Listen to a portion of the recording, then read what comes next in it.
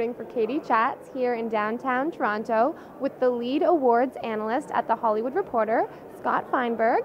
How have you been enjoying the Toronto International Film Festival so far? It's been a lot of fun and a lot of work, and we're now, as you know, nearing the end, and everybody's feeling it. Pretty tired, but it's been very interesting to see a lot of the movies and that we've been hearing about for months, and excited to see to finally get those questions answered.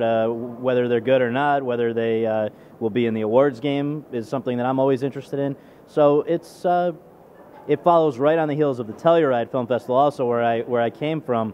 So it's a pretty nonstop month, and I'm looking forward to sleeping. But it's been fun. What sets TIFF apart from other festivals?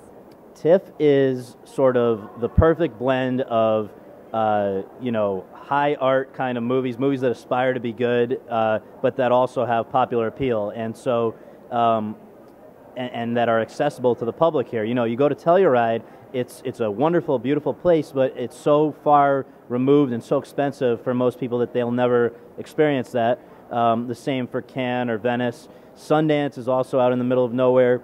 New York Film Festival is very good and more accessible, but they come at a time right after Telluride, Toronto, Venice, where a lot of movies will only show if they're the first, if it's the first time they're being seen. So by the time New York comes around, their selection is a little less impressive. So Toronto has become sort of the unofficial kickoff of the award season. Telluride previews it, but then Toronto is the big one.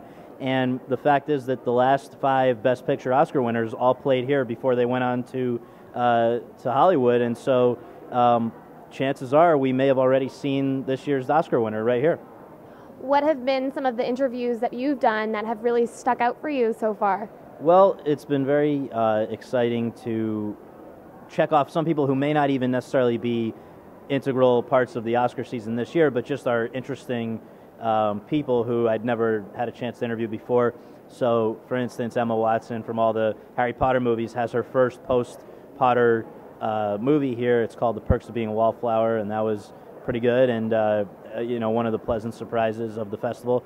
And Kristen Stewart and Garrett Hedlund, 2 of the top young stars who are now in On the Road, the long-awaited adaptation of Jack Kerouac's movie. And then there are people, more veteran folks, and I'm just looking down at my notes to remember, but you've got Naomi Watts, who's an Oscar-nominated actress, Barry Levinson, an Oscar-winning director, and a whole variety of people in between. So it's been a lot of fun to just see a sampling of the unbelievable number of impressive people who come to this festival each year.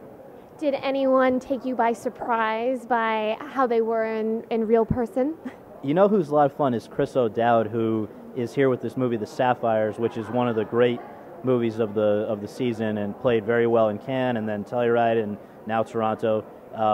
And he's best known for Bridesmaids. He was the one prominent male in it, and he's just a very funny Irish guy who's going to be a big star. And he was a lot of fun. I would also say that I had a really fun one this morning with this woman, Amy Green, who is 82 years old, and she came here to support a documentary called Love Marilyn, which is about Marilyn Monroe, who happened to live with Amy Green and her husband for 4 years in Connecticut at the height of her career, when she just kind of wanted to take a break. And so Milton Green, her husband, who was a top photographer, was very close friends and eventually business partners with Marilyn Monroe, and Amy Green was his wife, and they all became friendly. And so Amy Green was here talking about Marilyn Monroe in a way that nobody else alive today can. So that was a lot of fun as well. In terms of the Oscars, do you have any predictions so far? Yeah, I think of Telluride and Toronto, what we can say is the biggest winner was Argo, the Ben Affleck movie. It played extremely well there, and it is similarly following the path of the last 2 Oscar winners. The Artist started in Cannes, but then played Telluride in Toronto. The King's Speech played Telluride in Toronto. I believe Slumdog Millionaire, the same thing, and on and on. And so this one was just the big hit of Telluride, and I think the big hit here. So of all the movies we've seen so far this year, that is the strongest Oscar contender. It's also, unfortunately, kind of timely in the way that Iranian-U.S. tensions are stronger than they've been at any time since the period depicted in the movie. We've also had a couple of other U.S. Embassy incidents this week around the world, and that's sort of at the center of this one. So that's the big one. There are others, though. You know, The Impossible played very well here. That was Naomi Watts' movie, and you know, I'm not sure that it's a Best Picture, but she might be in there. Then there were a few that played at these festivals and were not quite up to expectations. Anna Karenina was not as good as the other two Joe Wright, Keira Knightley movies, but she might still end up getting nominated for Best Actress.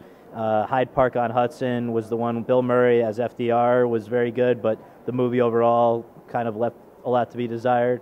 And you know, then there were a few things that, like documentaries and foreign language movies that played at both these festivals that were excellent. They may not mean anything to anybody right now to hear the name, but like The Gatekeepers is a great documentary that's actually from Israel, so it sort of falls into both categories.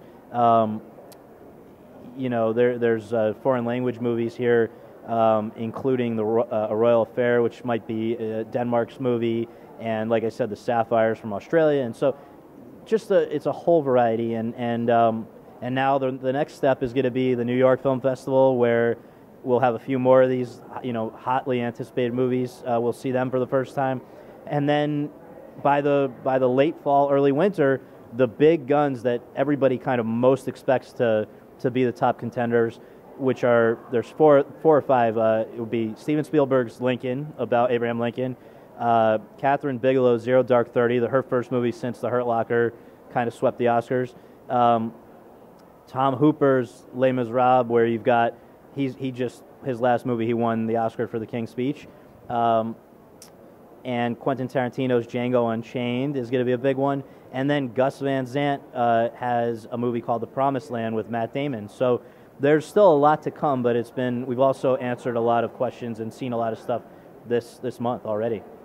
And where is the best place to find out more about you and on your predictions online? Well, starting this Sunday and throughout the entire season all the way up to the Oscars, every Sunday night I'm going to post my sort of ranked predictions for each of the major categories. It's called the Feinberg Forecast. That is on the Race blog, which is on the Hollywood Reporter website. So if you want to see those or any of my other coverage, it's at thr.com/the race. And I also have another website called scottfeinberg.com, which is SCOTTFEINBERG.com. And that's my Hollywood Reporter content, plus a lot of stuff about television, theater, other stuff from some other great writers who I work with. And so, you know, the danger, as you know, of being my friend on Facebook is that you get bombarded with a lot of stuff, but hopefully some of it is of interest to people. It's very interesting. Thank you. And yours too. I can't wait to be part of the video series again. It's an honor. Oh, thank you. It's my pleasure. Thank you so much, Scott, and best of luck with all of the predictions. All right, thank you. Thank you.